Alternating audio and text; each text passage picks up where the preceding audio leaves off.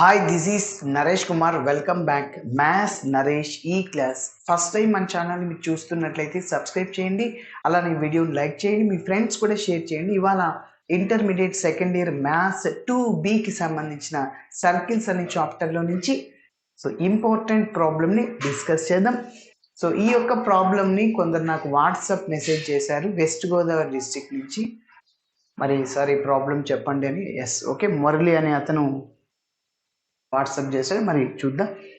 మరి మిస్ అయింది ఈ ప్రాబ్లం మన ఛానల్లో. ఈ ప్రాబ్లం ఏపీ స్టేట్లో మేలో 7 మార్కులకు అడగడం జరిగింది. అలాగే తెలంగాణ స్టేట్లో 2018లో మేలో అలానే మార్చ్లో ఒకేసారి అడగడం జరిగింది అన్నమాట. సప్లిమెంటరీ ఎగ్జామ్లో అలానే రెగ్యులర్ ఎగ్జామ్లో. అదేవిధంగా ఏపీ స్టేట్లో మేలో సప్లీలో అడగడం జరిగింది 7 మార్కులకి. ఓకే, ఫస్ట్ మనం ఎలా చేయాలో ఒక్కసారి రఫ్లో ఎక్స్ప్లెయిన్ చేస్తాను, నీట్గా స్టెప్ బై స్టెప్ చేద్దాం. ఓకే, చూడండి ఈ ప్రాబ్లంలో ఏమేమి కనుక్కోవాలి అనేది. Show that the circles, 2 circles ఇచ్చాడు, touch each other, full stop. ఇక్కడ వరకు ఒకటి కనుక్కోవాలి. చూడండి, 2 సర్కిల్స్ అనేవి టచ్ ఈచ్ అదర్ అనడానికి 2 కండిషన్స్. ఫస్ట్ మనం మొదటి సర్కిల్ యొక్క సెంటర్ C1ని కనుక్కుంటాం.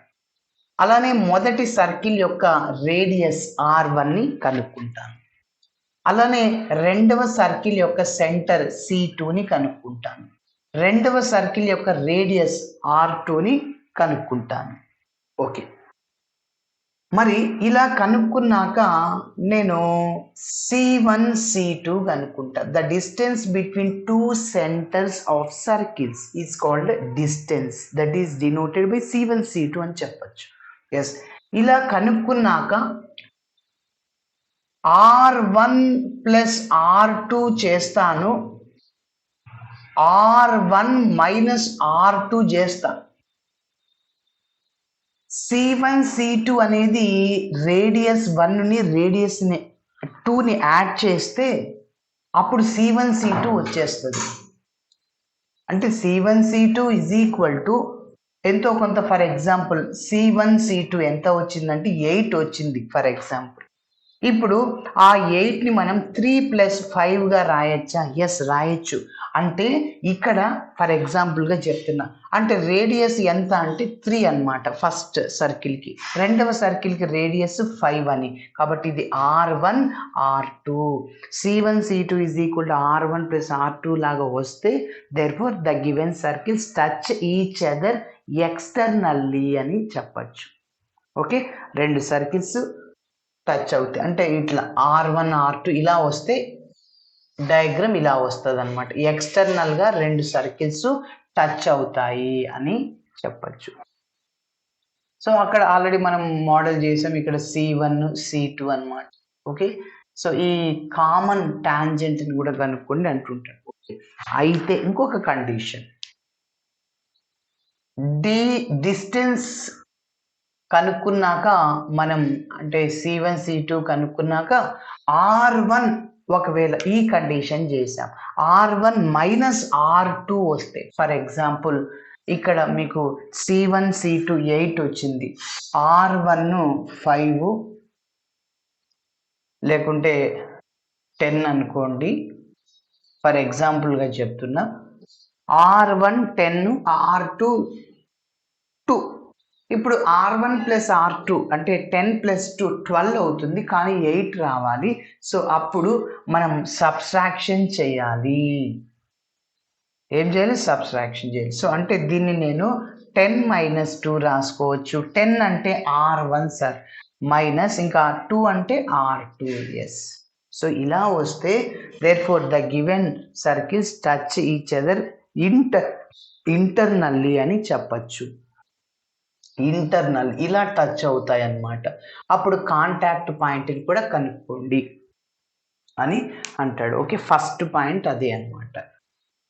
ఇట్లా ప్రూవ్ చేస్తాం ఈ ప్రాబ్లంకి. R1 మైనస్ R2 రావడానికి ఛాన్స్ ఉంది. ఓకే, మరి రెండోది చూద్దాం. Find the point of contact, అంటే ఈ 2 సర్కిల్స్ టచ్ అయ్యే పాయింట్ని కనుక్కోండి. ఈ పాయింట్ని కనుక్కోండి. మరి ఆ కాంటాక్ట్ పాయింట్ కనుక్కోవడానికి సో ఫార్ములా చూడండి, C1C2 సెంటర్ C1, రెండవ సర్కిల్ యొక్క సెంటర్ C2 అనమాట. ఓకే, సో P ఏదైనా P పాయింట్ ఇదే కనుక్కోండి. So P divide C1C2 in the ratio R1:R2. ఇక్కడ మనం R1 R2 కనుక్కుంటాం. సో ఫర్ ఎగ్జాంపుల్గా చెప్తున్నాం, 5:3 వచ్చింది. Okay, in the ratio 5:3 internal గానా ఎక్స్టర్నల్ గానా ఆ పాయింట్ అనేది కాంటాక్ట్ పాయింట్ ఎక్స్టర్నల్ గా టచ్ అవుతుంది. ఎక్స్టర్నల్ అంటే ఫార్ములా మైనస్, ఇంటర్నల్లీ అంటే ప్లస్ అని గుర్తుపెట్టుకోండి. ఎక్స్టర్నల్ అంటే మైనస్, ఇంటర్నల్ అంటే plus. Okay, so contact point కి formula P of x, y is equal to mx2 minus nx1 by m minus n. Next my2 minus ny1 by m minus n. కాబట్టి so అది అనమాట, గుర్తుపెట్టుకోవాలి. ఇంకొక చిన్న point చెప్తాను, C1C2 is equal to R1 plus R2 ఇలా వచ్చినప్పుడు C1C2 కదా, సో అప్పుడు ఆ P అనే పాయింట్ కాంటాక్ట్ పాయింట్ కనుక్కోవాలి కదా. సో అప్పుడు కాంటాక్ట్ పాయింట్ అనేది P అనేది C1C2ని మనకి ఇంటర్నల్ గా డివైడ్ చేస్తుంది. ఆ రెండు, ఈ పాయింట్ అనేది ఇంటర్నల్ గానే ఉంది కదా కాంటాక్ట్ పాయింట్ ఆ రెండు సర్కిల్స్ కి, కాబట్టి ఇంటర్నల్ అని వస్తుంది అక్కడ R1 ప్లస్ R2. ఇక్కడ ఎక్స్టర్నల్లీ ఈ రెండు సర్కిల్స్ కి ఎక్స్టర్నల్ గా ఉంటుంది. సో P అనేది C1C2ని ఎక్స్టర్నల్ గా డివైడ్ చేస్తుంది, కాబట్టి ఎక్స్టర్నల్ అన్నప్పుడు ఫార్ములాని ఉపయోగించుకోవాలి. నెక్స్ట్ మూడవది,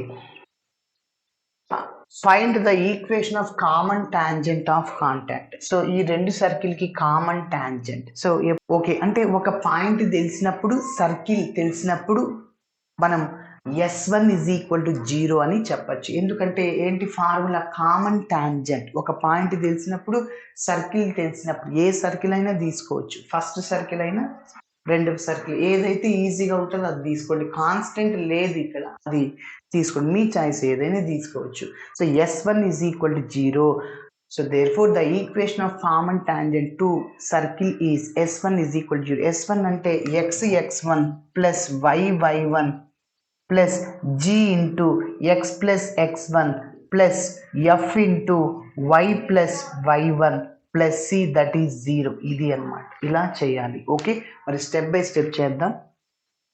ఇప్పుడు స్టెప్ బై స్టెప్ నీట్ గా చేద్దాం. చూడండి, ఫస్ట్ మన టార్గెట్ మొదటి సర్కిల్ యొక్క సెంటర్ C1 రేడియస్ R1, రెండవ సర్కిల్ యొక్క సెంటర్ C2 రేడియస్ R2 కనుక్కొని మళ్ళీ నెక్స్ట్ చూద్దాం.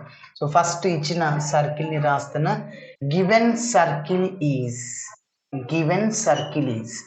ఏంటి, x² plus y² minus 6x minus 9y plus 13 is equal to 0 అనమాట. ఇప్పుడు దీనిని స్టాండర్డ్ ఫామ్ తో కంపేర్ చేద్దాం.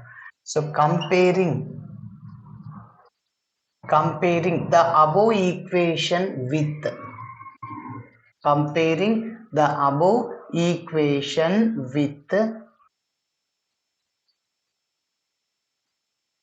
ఏంటి స్టాండర్డ్ ఫామ్ ఏంటి, x² plus y² plus 2gx plus 2fy plus c is equal to 0 we get.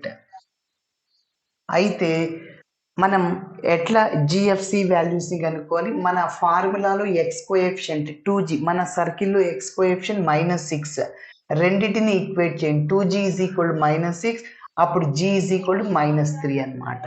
y coefficient ఇక్కడ ఫార్ములాలో 2f is equal to ఇక్కడ సర్కిల్లో -9 అనమాట y coefficient.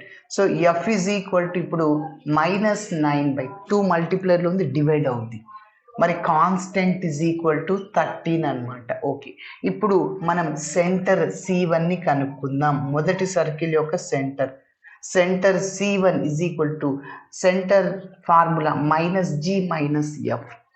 C1 is equal to minus తో multiply చేయాలి, already minus ఉంది plus అయిపోతుంది sir, 3 already minus ఉంది plus అవుతుంది సార్. ఓకే, ఇదే విధంగా రేడియస్ ని కనుక్కుందాం.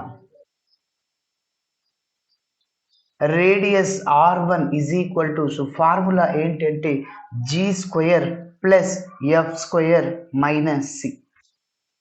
మరి R1 is equal to square root of g square, g అంటే -3 whole square plus f square, f అంటే -9/2 హోల్ స్క్వేర్ మైనస్ సి అంటే 13. Okay, so R1 is equal to square root of minus స్క్వేర్లో plus అవుతుంది 3 అనమాట. Minus స్క్వేర్లో plus అవుతుంది, అట్లనే A/B whole square లాగా ఉంది. A²/B², 9 స్క్వేర్ అంటే 81 డివైడెడ్ బై 2 స్క్వేర్ అంటే 4 అనమాట, -13. ఎస్, ఇంకొద్దిగా సింప్లిఫికేషన్ చేస్తున్నా. So radius R1 is equal to square root of, yes LCM చేద్దాం. ఎల్సిఎం ఏంటి, ఫస్ట్ 4 అనమాట. ఇప్పుడు దీనికి ఎల్సిఎం ఉందా, 9/1 ఏం లేదంటే, సో అప్పుడు ఆ ఎల్సిఎంతో 9ని మల్టిప్లై చేయాలంటే 4తో 9ని మల్టిప్లై చేయండి. సో 4 × 9 36. అట్లనే ఎల్సిఎం ఉంది కాబట్టి 4 టేబుల్లో 4 1 టైం క్యాన్సిల్ అవుద్ది. ఆ 1ని న్యూమరేటర్తో మల్టిప్లై చేయాలి. 1 × 81 81 మైనస్, అలానే ఎల్సిఎం లేదు, ఏం చెప్పా, ఎల్సిఎంతో మల్టిప్లై చేయండి. So 13 × 4 52 -52. Yes, that is R1 is equal to square root of. So first ప్లస్లు ఉన్నవి యాడ్ చేయండి, 36 ఒక 81, సో ఇక్కడ మొత్తము 117. లో నుంచి 52ని తీసేయండి, 7లో 2 వెళ్తే 6, మళ్ళీ 7లో 2 పోతే 5 కదా. ఓకే, 11లో 5 వెళ్తే 6 అనమాట, 65. ఎస్, ఏంటి 65 డివైడెడ్ బై 4. అగైన్ ఇది ఎలా ఉంది, A/B, రూట్ ఆఫ్ A/B, దాన్ని √A/√B రాసుకోవచ్చు. So R1 is equal to √65/√4 అంటే 2 అనమాట. C1 R1 కనుక్కున్నా, ఇక్కడ పక్కన నోట్ చేస్తున్నా ఎందుకంటే మనకి అవసరం వస్తుంది. 65/2 అనమాట. ఓకే, ఇప్పుడు ఇదే విధంగా మనం రెండవ సర్కిల్ యొక్క సెంటర్ C2, రేడియస్ R2ని కనుక్కుందాం. Okay, so next step continuation ఇక్కడ రాస్తున్నా. So also given circle is, రెండవ circle x² + y² -2x -16y, that is 0. Yes, ఇప్పుడు మళ్ళీ ఈ యొక్క సర్కిల్ని స్టాండర్డ్ ఫామ్తో కంపేర్ చేద్దాం. ఓకే, అప్పుడు మన ఫార్ములాలో x coefficient y coefficient constant equate చేద్దాం. సో 2g అనమాట. ఇక్కడ మన ప్రాబ్లంలో ఎక్స్ కోఎఫిషియంట్ ఏంటి, -2, సో 2 క్యాన్సిల్, g -1. మన ప్రాబ్లంలో వై కోఎఫిషియంట్ -16 అనమాట, 2 1s 2 8 టైమ్స్. ఓకే, ఇప్పుడు ఇంకా కాన్స్టెంట్ ఏం లేదు సార్ ఇక్కడ, కాన్స్టెంట్ దట్ బికమ్స్ 0. ఇప్పుడు సెంటర్ C2ని కనుక్కుందాం. సో ఫార్ములా అదే, -g -f, మైనస్ ఉంది ప్లస్ అవుతుంది, మైనస్ ఉంది ప్లస్ అవుతుంది. So radius R2 formula g² + f² - c.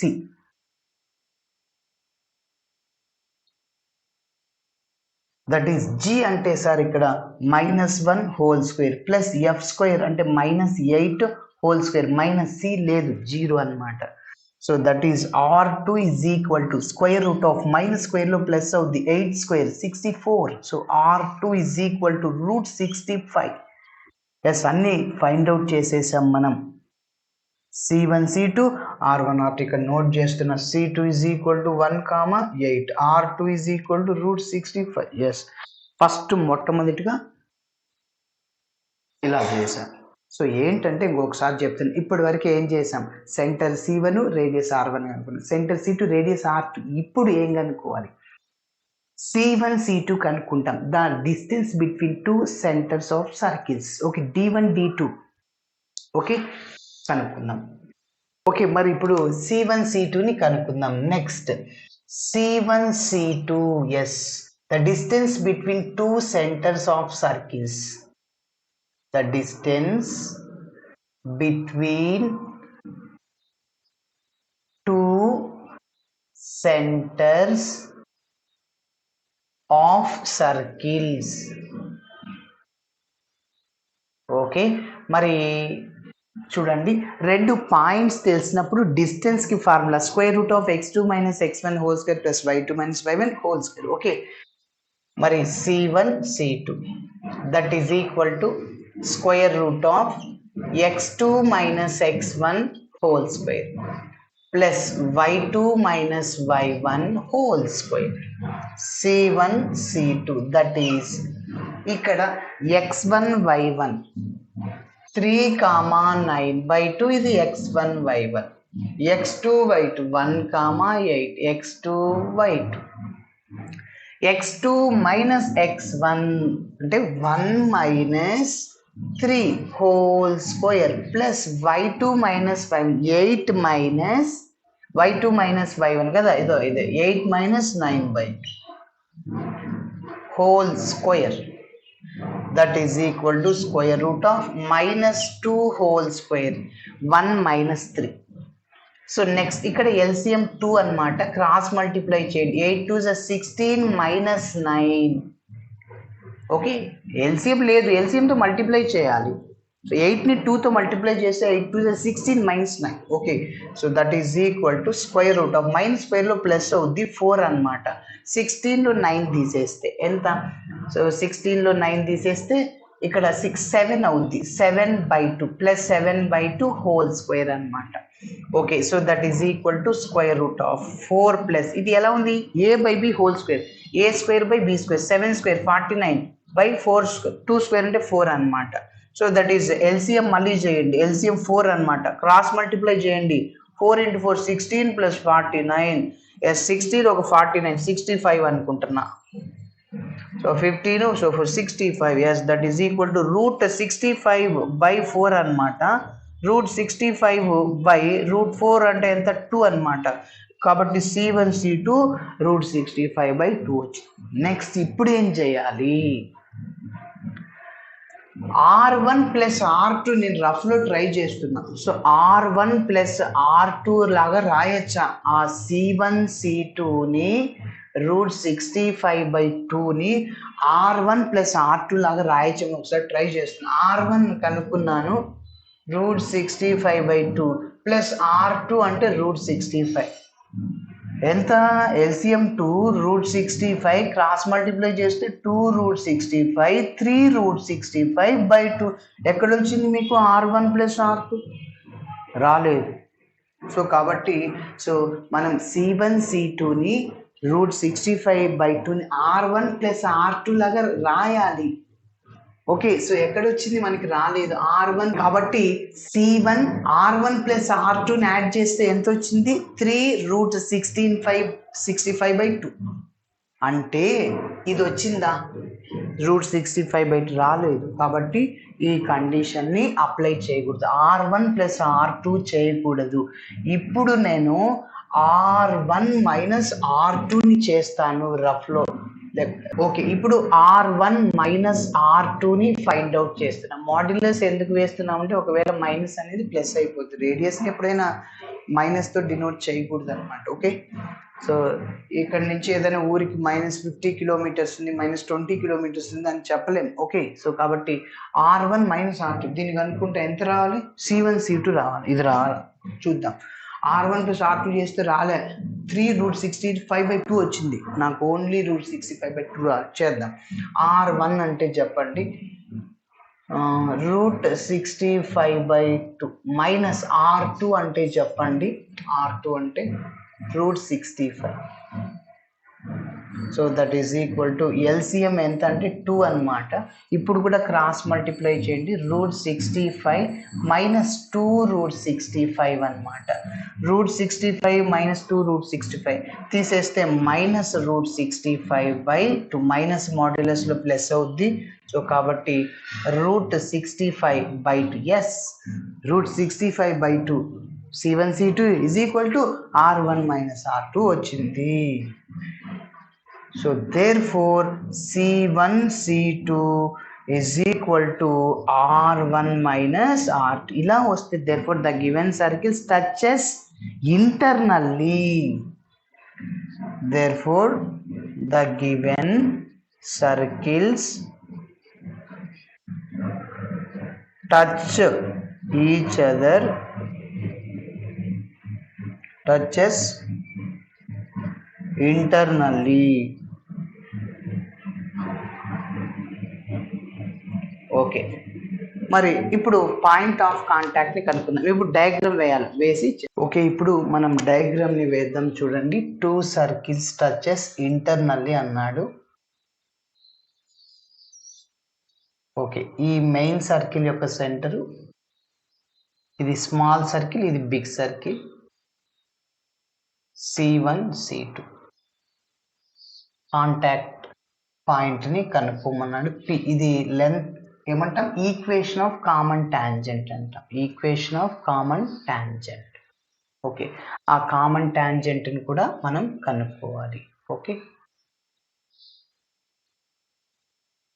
మరి చూద్దాం ఇప్పుడు ఇంకా రెండవ కాన్సెప్ట్. కాంటాక్ట్ పాయింట్ ని కనుక్కోవడానికి ఒక P అని పేరు పెట్టుకుంటారు మా పాయింట్ ని. Let P be the point of contact.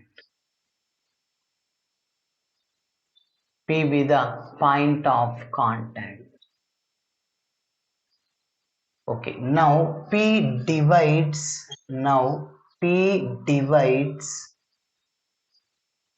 C1 C2.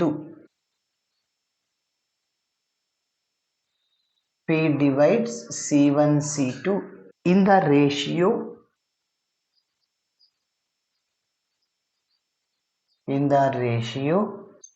R1 is to R2 is equal to R1 అంటే √65/2 is to R2 అంటే √65.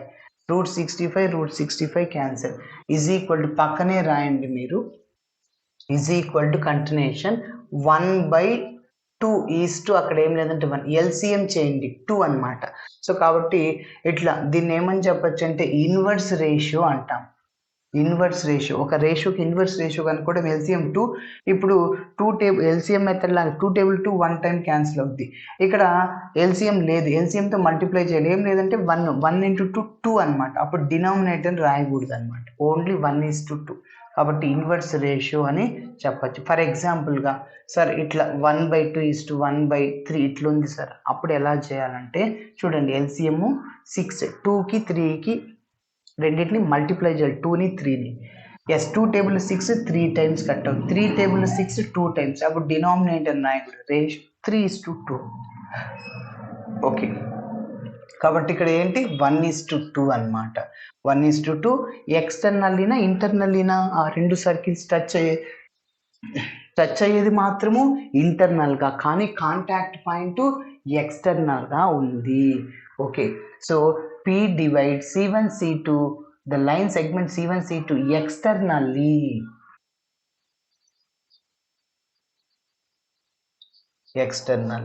ఓకే, ఎక్స్టర్నల్ ఫార్ములా మైనస్ అని చెప్పా, ఇంటర్నల్ కి ప్లస్. ఓకే, సో ఇప్పుడు therefore contact point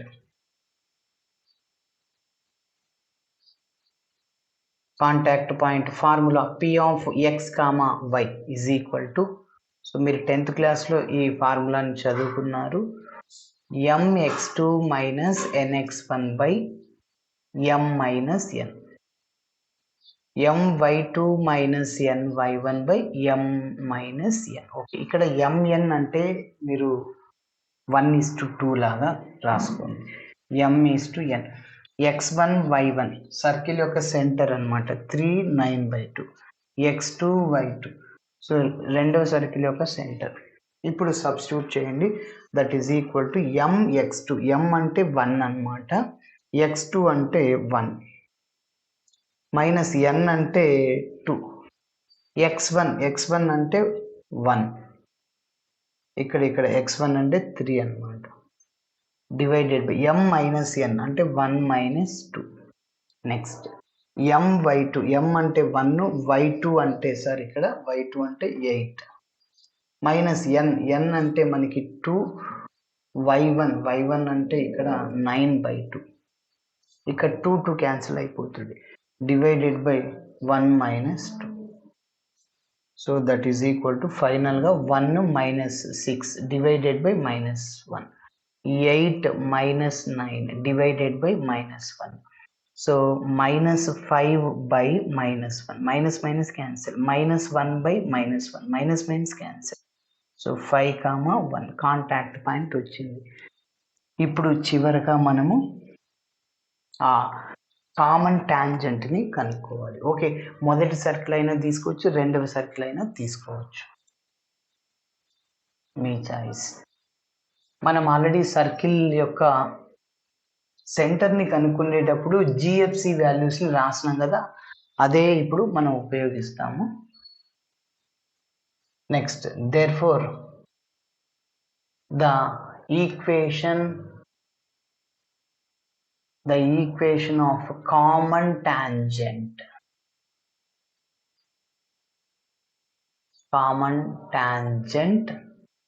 at point ఎంత ఇప్పుడే కనుక్కున్నా, ఒక point contact point తెలిసినప్పుడు, ఒక సర్కిల్ తెలిసినప్పుడు, at 5, 1 to the circle, to the second circle తీసుకోండి, ఎందుకంటే కాన్స్టెంట్ లేదు. So is S1 is equal 0 formula అనమాట. x1 plus y1 plus g into x plus x1 plus f into y plus y1 plus c that is equal to 0. x into x1 అంటే x1 y1 5, y 1 అనుకోండి, plus y into y1 అంటే 1 plus g అంటే మనం రఫ్లో already మీరు చూడండి, నేను rough చేశాను ఇక్కడ. సెకండ్ సర్కిల్ని కంపేర్ చేసేటప్పుడు 2g ఈజ్ ఈక్వల్ -2, అప్పుడు g ఈజ్ ఈక్వల్ టు ఎంత, 2g is equal to -2, g వాల్యూని -1, కాబట్టి ఇక్కడ plus minus minus, x plus x1 అంటే 5 అనమాట. Next f is equal to -16, 2 1s 2 8 times అనమాట, -8. ఇక్కడ కూడా plus minus minus, y plus y1 అంటే 1 అనమాట. సి కాన్స్టెంట్ లేదు అక్కడ, 0.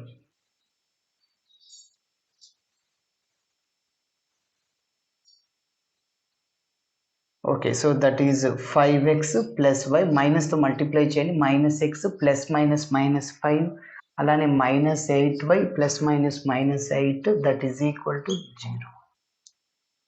సో ఫైనల్గా 4x, వైలు -7y, so -5 -8 -13 that is 0. ఇది మన ఫైనల్ ఆన్సర్. ఓకే, ఇలా చేయాలి. Thanks for watching my video. నచ్చితే ఖచ్చితంగా మీ ఫ్రెండ్స్ కూడా షేర్ చేయండి.